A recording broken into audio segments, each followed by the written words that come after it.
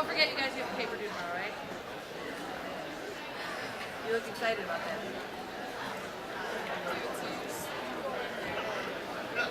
Come on in, you're just in time.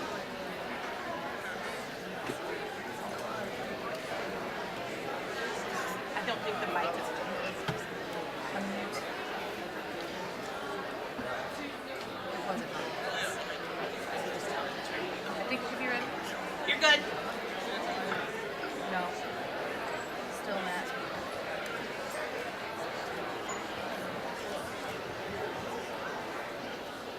It was C. Is Haley somewhere? Haley? Mike? Make sure it's on console. Good morning. There you go. And we All right, started. welcome to Writers Week, day 3. Oh, no. It's been a great week so far, and today will be no different. There are a few groups of people that we need to thank for their contribution to making Writers Week happen. The English department, the boosters, the tech crew, and most importantly, the students. Without all the hard work and support and appreciation of Writers Week, it wouldn't be what it is. 2 quick reminders. The Writers Week store is open through this Friday, February 10th. It closes at midnight. You can go to Writers Week. Oh, he's out again, Haley. The mic is not working. Is it working? There we go. There you go. WritersWeekFHS.com. So make sure you visit there. You can get t-shirts, sweatshirts. Take a look, but it does close on Friday. And the other reminder is Writers Week fundraiser. It's at Menchie's Frozen Yogurt, February 17th. It's a half day, and 20% of it proceeds go to of all proceeds go to Writers Week.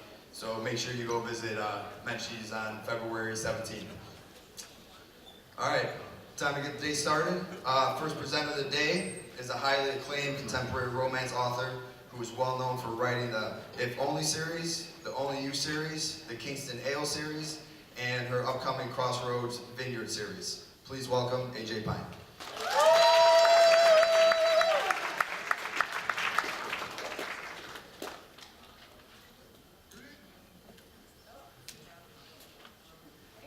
Oh, no microphone.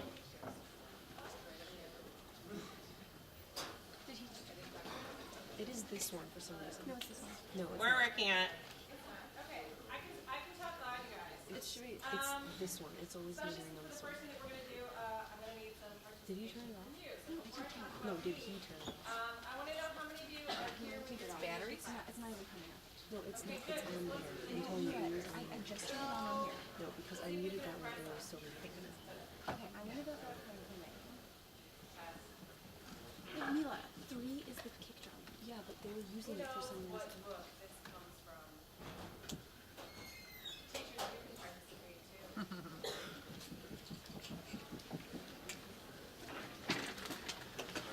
It is definitely this one. Yeah, it's Haley, definitely it that. was metering through the. I muted Ryan and that one was coming through when you were in there. Who's Brad Slaughterhouse by? Oh! Alright, let's try another one.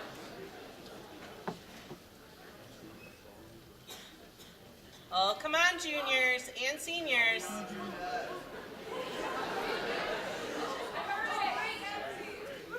Oh, it wasn't that? Hello. It just wasn't on? What number is it? Yeah! Great Gatsby. Favorite book I read in high school and after high school. It's one of those books I've reread. Well, it was the guy. Yes! Then why was it only until 3? All right, now we're getting somewhere. 3 because I muted. If your sound is gonna mirror through It's not what I'm doing. This isn't a book so much as it is a story. But it's still Friday, right? Yeah! Right, that's why I put it right there. I don't want to even take it out of it.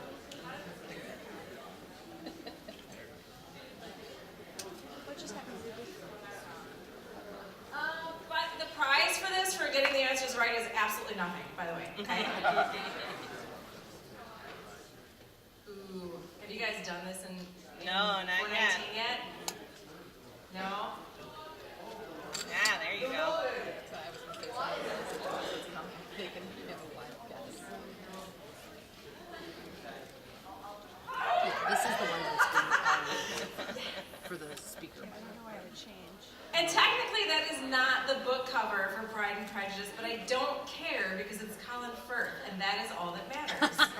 Okay? By the way, for those of you who are fans, this is my Pride and Prejudice scarf. It's when Darcy tells Elizabeth that he didn't realize he was in love with her until he was in the middle of it. Aw.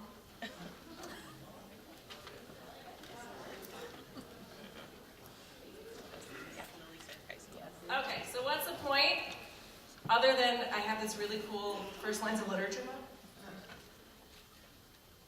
Okay, how many of you have to talk about diction when you write about the things that you read or when you discuss the things that you read? Can you tell that I'm a former English teacher? Okay. All right. Also, knowing about classic literature will help you know more things about contemporary literature and contemporary movies and really cool mugs. Okay. What classic literature is that based on? Taming of the Shrew. How about Clueless? Emma.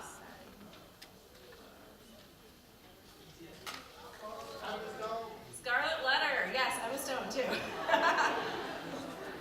Okay? Just putting it out there, not just because of my cool mug that I love, that the stuff that you guys are doing in class matters outside of class. And someday you'll get that. Someday. And there's my awesome mug right here. Okay? Okay, so how do I know this stuff? Hey, hi, I'm Amy, nice to meet you. I write under the super secret pen name of AJ, it's just my initials, and I'm a writer. Okay? And I agonize over first lines too. I don't know if my first lines are going to be as memorable as what's on this mug, but we'll see. Okay, so I'm going to share with you guys the first lines from all of my books, and I have 9 books so far. Okay? Also, just a warning, Benedict Cumberbatch is going to pop up quite often in this presentation, just because it's my presentation and I can do that. Same with Captain Bucky, okay? My presentation, I can do that. Oh, sorry. Where did that come from? Who saw Doctor Strange? Good stuff. Okay, so I am a writer. I am also currently a librarian at Lake Ozark High School. I am a former English teacher. I was right here at Fremd High School for 13 years, but none of you would know that because I have not taught any of you. So I'm sure you would have been awesome to have in class though.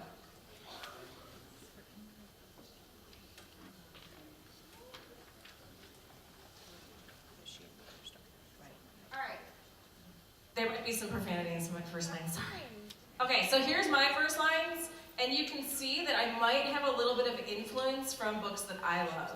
This is the first line from my very first book, If Only, which I brought with me if you guys would like to buy a copy for $10. But this first line used to look a lot more like the first line of Pride and Prejudice because I was trying to be Pride and Prejudice and I wanted to give a nod to Pride and Prejudice. But my editor was like, you can't just like rip off the first line of Pride and Prejudice. I was like, no.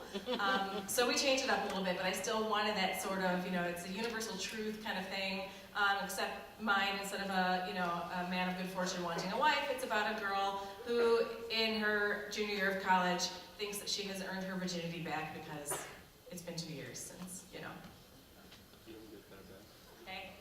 First line of my second book, What If? Okay, there's context, but right now, that's the first line.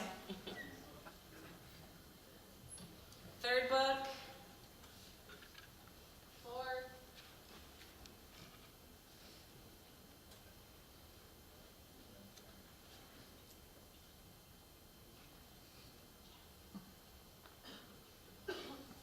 Right, is that 9, 1, 2, 3, 4, 5, 6, okay. Yep, so that's all of them so far. I have my most recent book just released the second week in January, and right now I'm in the middle of doing lots of edits and writing of about 7 books that are coming out in 2018. So I'm busy writing right now. But right now, these are the 9 first lines that I have published so far. And first lines are really tough. Like, I think a lot about what I write, especially when I can no longer change it. When my editor hands me a book and I say, this is it. This is the last chance that you have. And I know that you guys feel that way about the papers that you write for class. You're like, if I could just revise one more time. You should feel that way. But if you don't, you will get there. All right, so what do I write? Okay, contemporary romance. I didn't always want to write contemporary romance. Actually, when I first started writing, when I first wrote that first chapter for my very first book, it was for a YA dystopian trilogy. There are actually maybe a couple people in this room who have read that one book, and those will be the only people, most likely. It was a YA dystopian trilogy that I tried to sell to agents who would then sell to a publisher. And I was, in my query letter to the agents, I said, if you love The Hunger Games and Divergent, you're gonna love my book. And they were like, but we already have The Hunger Games and Divergent. We don't need your book. And so, yeah, that's writing for you.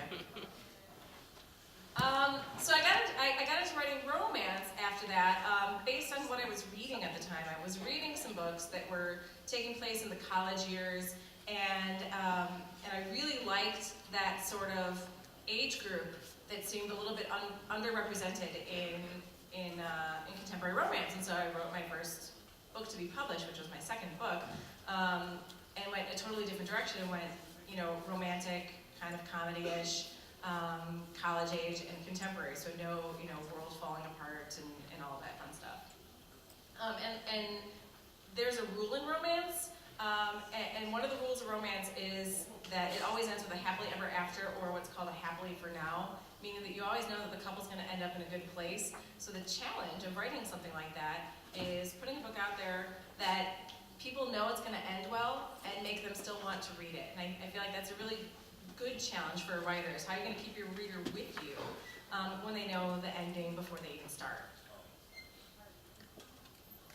So that's my Amazon page. That's not all my book covers, because some of them really aren't appropriate for this audience, but you can look me up. But this still kind of like blows my mind that I even have an Amazon page, that there are books on there that people know me as an author and don't know that I'm also, I have a day job, I'm a high school librarian, I was a teacher, I'm a mom, that people are just like, hey, here's this author, A.J. Pine, and that's me. And that's really weird, and I'm really grateful for it, and this never ceases to amaze me. Okay, I was not always a writer. I've always been a reader, though. Okay, this is not like gratuitous book nerdism, I don't know what you call it. It's not, I don't just buy this because I think it looks cool. Like, I love books, whether it's classic literature, contemporary literature, sci-fi, I read everything, fantasy. I've always been a reader. And that is one of, if you want to get into writing and you have not gotten into writing, and Writers Week is, sort of energizing you and making you want to write, the best thing that you can do to inform yourself as a writer, aside from putting words on the page, is to keep reading.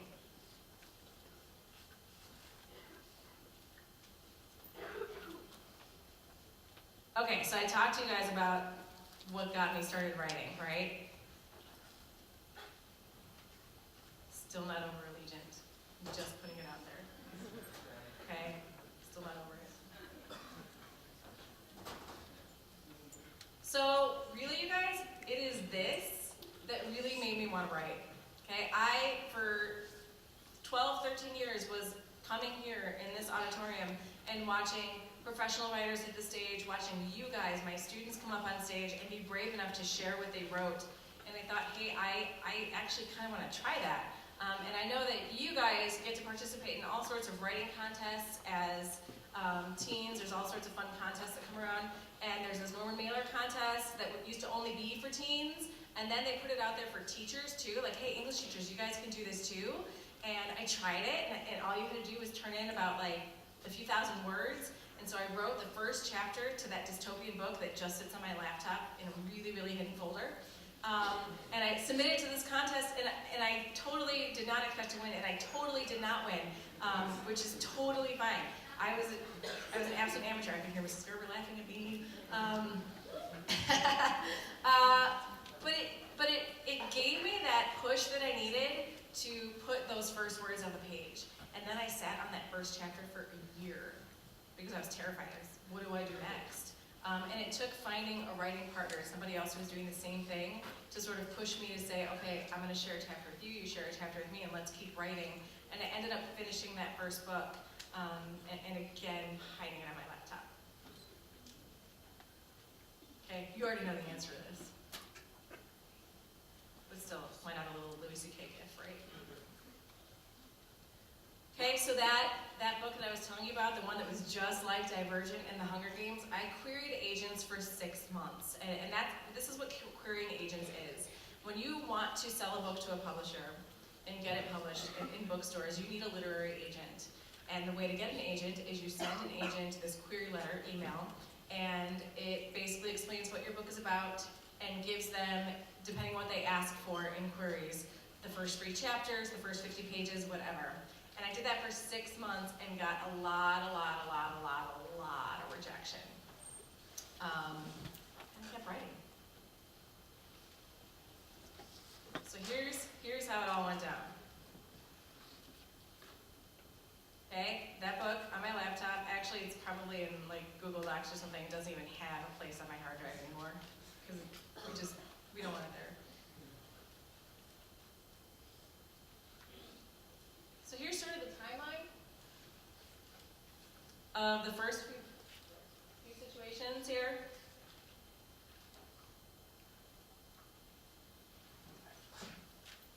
January of 2018 is going to be really super exciting. That is, of course, if my editor ever gives me edits for the book that's supposed to be coming out on January 18. It could be February, it could be March, who knows? But the books that I have right now, while I do have print copies of my books, you can only buy them on Amazon.com, BarnesandNoble.com, BooksAMillion.com, whatever book site you go to, okay?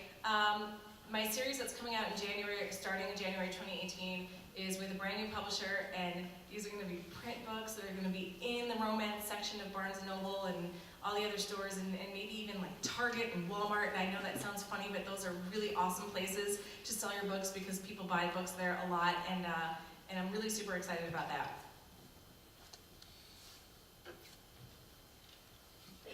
Okay? Like I said, that first book queried for 6 months and nobody wanted anything to do with it. So I just wrote the next book. No matter what it is you're writing, whether it's a book, poetry, screenplay, whatever it is, the only way to get published is to actually write the stuff. You have to do the thing. Okay, so getting a literary agent is an interesting story because I am just recently on my second literary agent because sometimes relationships don't work out. But we can still be friends. Okay, pretty much everything I learned about publishing I learned on Twitter. Okay, Twitter is a wealth of information for any sort of topic you can find out there, and sometimes it's good and sometimes it's not so good. But when it comes to publishing, there's a lot going on Twitter, and it's really helpful once you start finding the right people to follow, the things that you can learn.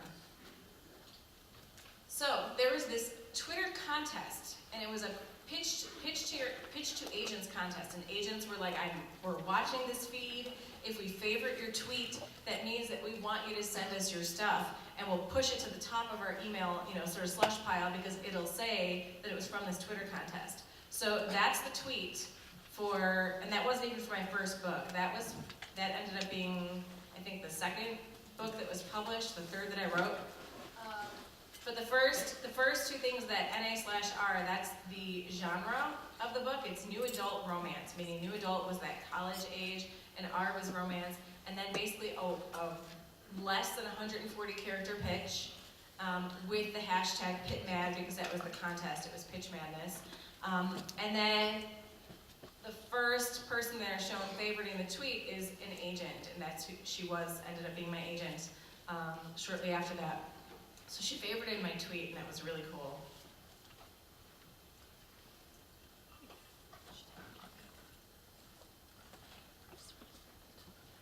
So in October, so the tweet's in September, a month later after I sent her my stuff, because I don't send her the full book. They don't want the full book right away. They want to read your first few chapters, and if that sucks, bye-bye.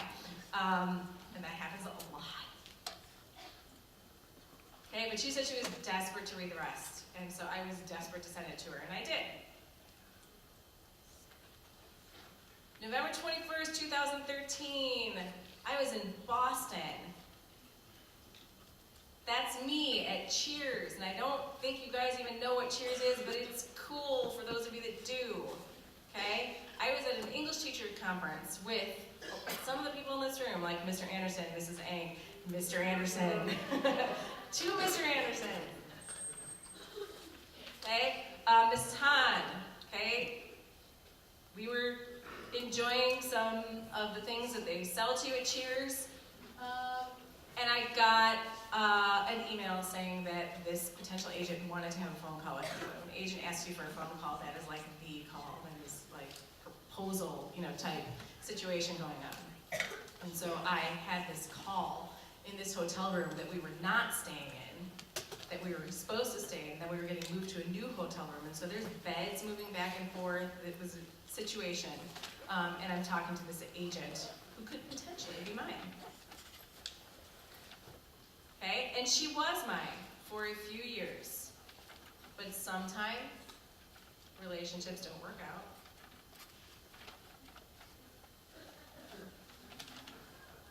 Okay, I might be a JGL fan too. This is my presentation, you guys. I can put anything up there. Okay, you can't stop me. But it's an interesting situation, you guys. Publishing is a business, and as much as you think you might connect with somebody, sometimes it's not the right connection. But I had spent a few years building a reputation as an author, and I parted ways with my agent on Monday, and the following Monday I was signing with a new agent. It doesn't happen that quick the first time around, but it was because people knew of me and knew what I put out there, and it made it a lot easier, and hopefully made me find someone who I connect better with and who will help more easily guide my career. Just cause. Just cause. Captain America fans? Yeah? I got my Captain America socks on. You wanna see them? Kind of stretched out on my cap, but still, he's there. Okay? Cap and Bucky till the end of the line. I'm just saying, Civil War, that's my side. Okay, so, I told you everything I learned on Twitter, right? A lot of what I learned on Twitter. And here's the thing about Twitter, and something that's really hard to do, especially right now, which is to behave on Twitter, to behave on social media, okay?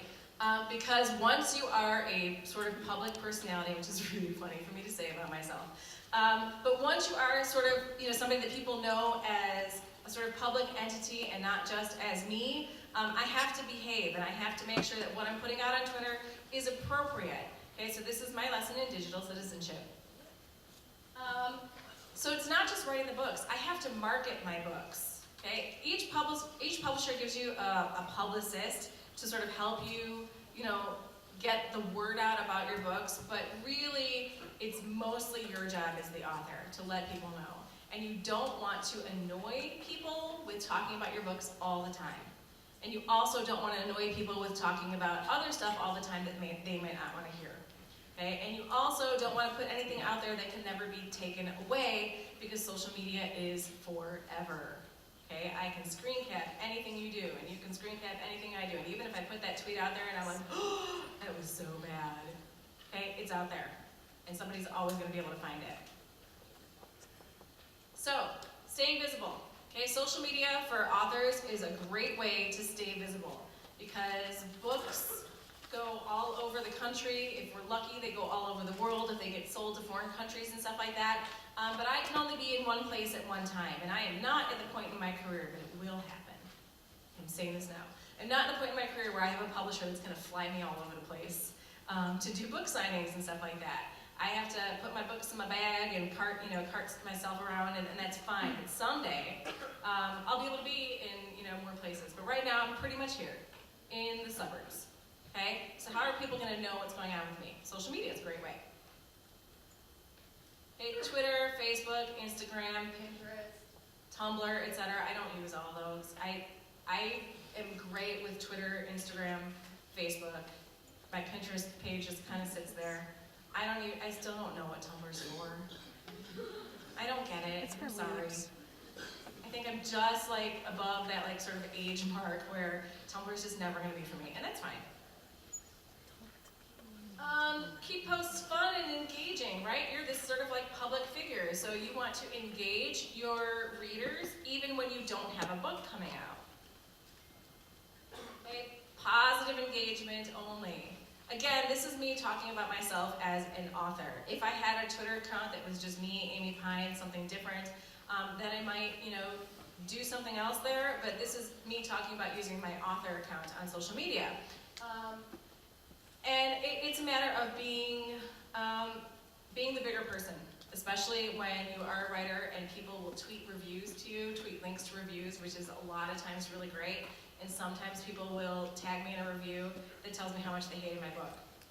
And I have to just like, hit that heart and respond and be like, thanks for reading. And then I go privately and like totally, cry and eat chocolate and all that stuff. But publicly, I just have to be, gracious because I want to project it. So this is, don't tell anybody that I'm telling you this, okay? You're like tweeting right now, she really hates getting tweeted bad reviews. Who wouldn't hate that? But I'm never gonna disparage a reader. Reader has a right to either like or not like my books. I'm not gonna please everybody. There are people who don't like all sorts of stuff that's super popular out there. And I'm not even super popular yet, so I'm totally good with it.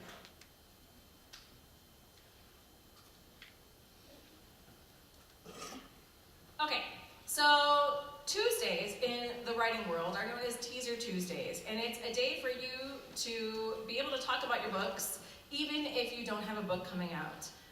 If you do, it's even better, but it's basically to share a little teaser of your book, and so I've gotten sort of decent at a little bit of graphic design type stuff, because you have to do that stuff too. Nobody's going to do it for you.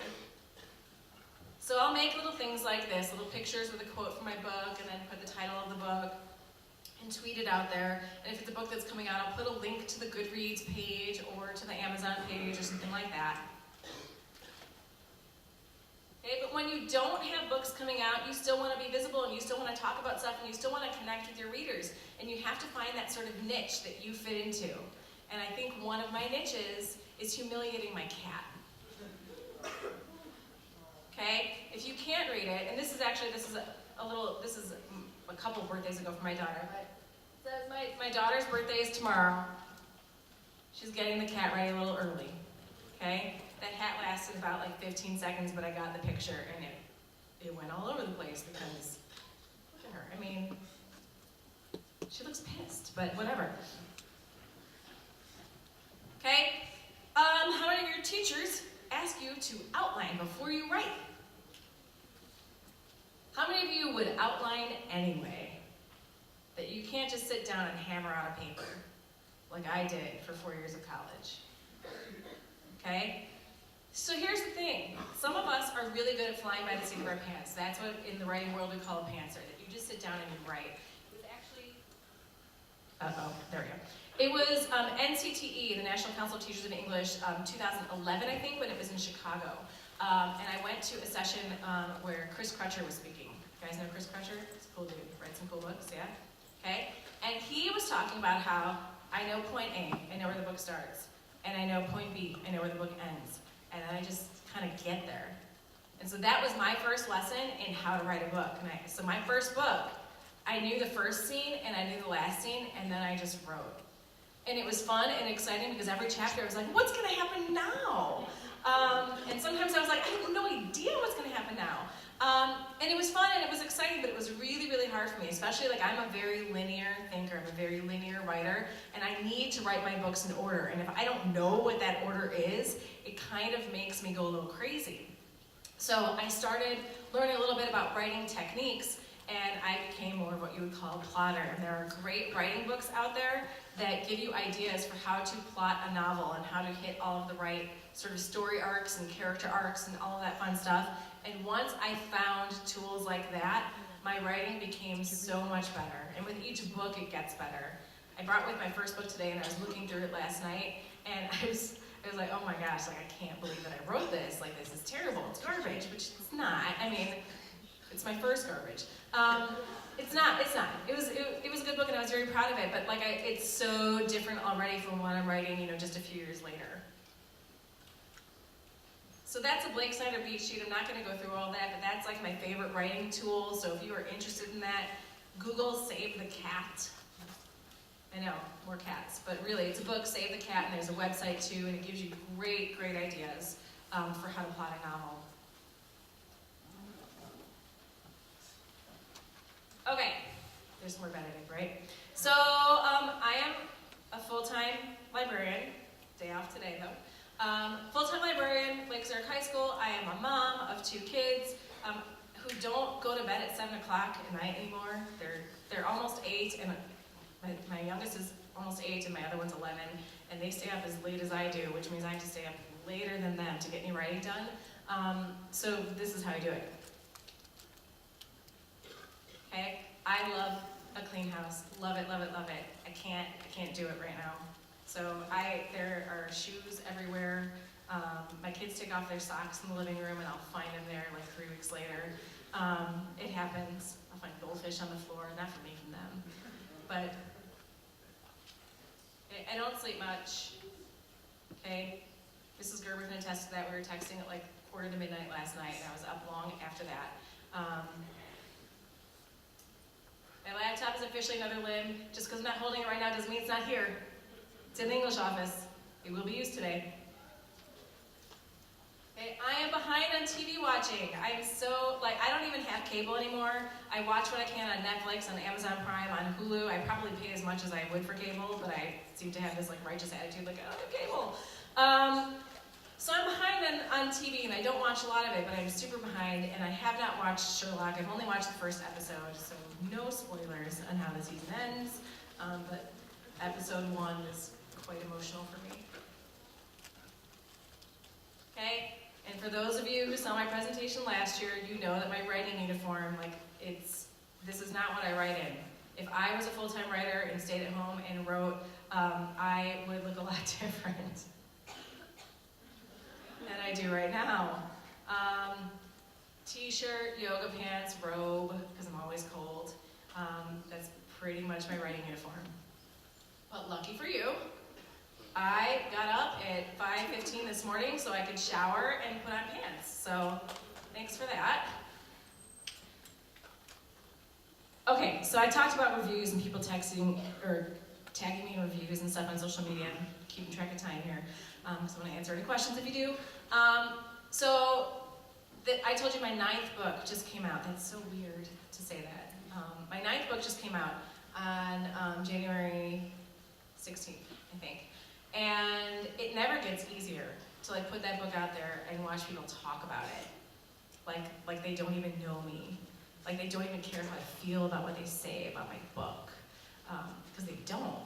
And it never gets easier, but you do grow a thicker skin. You have to. If you want to do this, if you want to be a writer and put your stuff out there, you have to know that once you put it out there, it's not yours anymore. It belongs to everybody else. So sometimes reviews can look like this. Okay, 5 stars. Just finished this book thanks to NetGalley. Absolutely love this. Second book from AJ Pine. She is brilliant. Reviewers speak the truth, right? But sometimes that truth is a little bit harder to swallow. That's another one. That's a review from RT Book Reviews, and RT is Romantic Times, and it's like a really big romance blog and magazine and stuff like that. So I was really excited to get a 4-star review in RT for another book. So that was really exciting. But they don't all look like that. This is my favorite review ever. My favorite 1-star review ever. The title of the review, Foul Language. I stopped reading this shortly after I started because of the foul language. Do you know how many people might look at that and say, dude, this probably opens with a ton of F-bombs. This book is totally for me. That maybe sold books for me. I'm hoping it did. That's a 1-click for me. Book that's riddled with foul language. Thank you. Or this one, meh.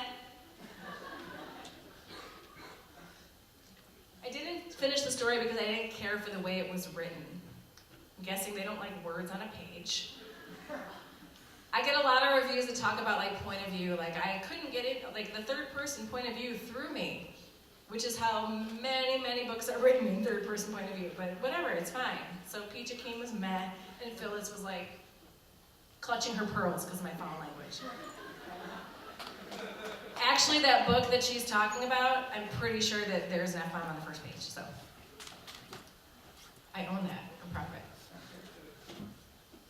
Okay, so find the story craft for you. I told you there's a bunch of like books out there that can help you out. Here's some of the ones that I really like, in case you're looking.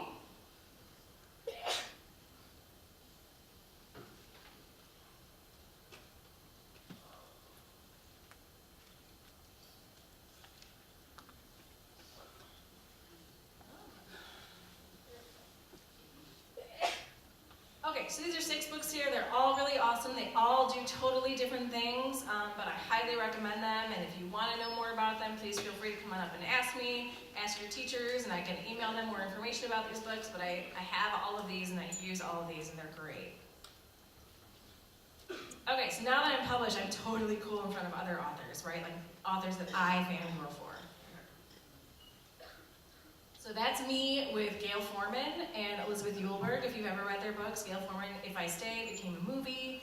Yeah, good stuff, right? Okay. It's me and Stephanie Perkins. She wrote this book, Anna and the French Kiss, Lola and the Boy Next Door, I Love and Happily Ever After. She's actually, when I read Anna and the French Kiss, I was reading it because I was reading the Illinois School Library Media Association list of nominees for the year of like 2011 or 12 or something. And so I was trying to read all the books on there.